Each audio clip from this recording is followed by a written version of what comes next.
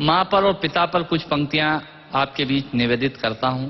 आप यहां जितने लोग बैठे हैं, मुझे नहीं मालूम कि किनकी माँ जीवित हैं और किन्होंने माँ को खो दिया, पर मेरा व्यक्तिगत मत यह है कि जिनकी माँ जीवित हैं, जिनके पिता जीवित हैं, वो दुनिया के सबसे संपन्न लोग हैं, वो दुनिया के सबसे अमीर लोग हैं, वो दुनिया के सबसे धनाढ्य लोग हैं।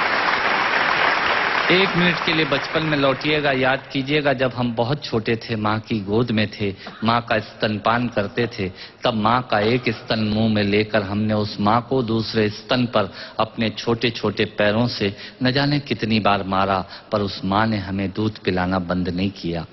मित्रों, लात खाकर भोजन देने की शक्ति उस परमपिता परमेश्वर ने दुनिया में यदि किसी को दी है, वो सिर्फ माँ को दी है। माँ के अलावा ताकत किसी के पास नहीं है। मैं उस माँ की वंदना में कविता पढ़ता हूँ।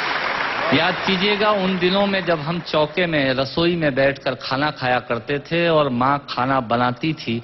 उस वक्त थाली पर बैठकर हमने जब भी इधर उधर देखा, वो माँ समझ गई और उसने नमक का डब्बा हमारी तरफ सरका दिया। हमारे बिना बोले को समझने वाली वो माँ, जब हम उसे खो देते हैं, वो माँ हमें बहुत याद आती है। वो माँ जो हमारे परीक्षा देते जाते वक्त दही की कटोरी लेकर शगुन बनकर आकर खड़ी हो जाती थी, उसे हम खो देते हैं। वो माँ हमें बहुत याद आती है। रमेश सोज की 4 पंक्तियां माननीय नेताजी यहां बैठे हैं, मैं पढ़ता हूं। मुझे अच्छी लगती है कि बहुत रोते हैं लेकिन दामन हमारा नम नहीं होता, इन आंखों के बरसने का कोई मौसम नहीं होता, मैं अपने दुश्मनों के बीच भी महफूज रहता हूं, मेरी मां की दुआओं का खजाना कम नहीं। स्वामीनाथ पांडे की 3 पंक्तियां सुनाता हूं। स्वामीनाथ पांडे ने 3 पंक्तियों का उपन्यास लिखा। अमिताभ जी बैठे हैं, जया जी बैठी हैं। 3 पंक्तियों में पूरा उपन्यास लिख दिया उसने। लिखा, एक विधवा माँ थी, उसके 2 बेटे थे। एक बेटा नीचे वाले माले पर रहता था, दूसरा बेटा ऊपर वाले माले पर रहता था।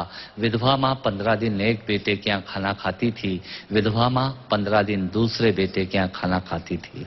पर ये उस विधवा माँ का दुर्भाग्य था कि साल में जो महीने 31 दिनों के होते थे, उस एक दिन उस विधवा माँ को उपवास रखना पड़ता था। 9 महीने पेट में रखने वाली माँ जब एक जवान बेटे को एक दिन भारी लगने लगी, तब इस नालायक हास्य व्यंग के कवि ने कुछ पंक्तियां माँ के लिए लिखी। सुनिएगा, यात्रा कीजिएगा मेरे साथ। माँ संवेदना है, भावना है, एहसास है। माँ संवेदना है, भावना है, एहसास है। माँ जीवन के फूलों में खुशबू का वास है। माँ रोते हुए बच्चे का खुशनुमा पलना है। माँ मरुथल में नदी या मीठा सा झरना है। माँ मरुथल में नदी या मीठा सा झरना है। माँ लोरी है, गीत है, प्यारी सी थाप है। माँ पूजा की थाली है, मंत्रों का जाप है। माँ आंखों का सिसकता हुआ किनारा है। माँ गालों पर पप्पी है, ममता की धारा है। माँ झुलसते दिनों में कोयल की बोली है। माँ मेहंदी है, कुमकुम है, सिंदूर है, रोली है। माँ कलम है, दवात है, स्याही है। माँ परमात्मा की स्वयं एक गवाही है। माँ त्याग है, तपस्या है, सेवा है। माँ फूंक से ठंडा किया हुआ कलेवा है। माँ अनुष्ठान है, साधना है, जीवन का हवन है। माँ जिंदगी के मोहल्ले में आत्मा का भवन है। माँ चूड़ी वाले हाथों के मजबूत कंधों का नाम है। माँ काशी है, काबा है और चारों धाम है। माँ चिंता है, याद है, हिचकी है। माँ बच्चे की चोट पर सिसकी है। माँ चूल्हा, धुआं, रोटी और हाथों का छाला है। माँ जिंदगी की कड़वाहट में अमृत का प्याला है। माँ पृथ्वी है, जगत है, धूरी है। माँ बिना इस सृष्टि की कल्पना अधूरी है। तो माँ की ये कथा अनादि है, ये अध्याय नहीं है, और माँ का जीवन में कोई पर्याय नहीं।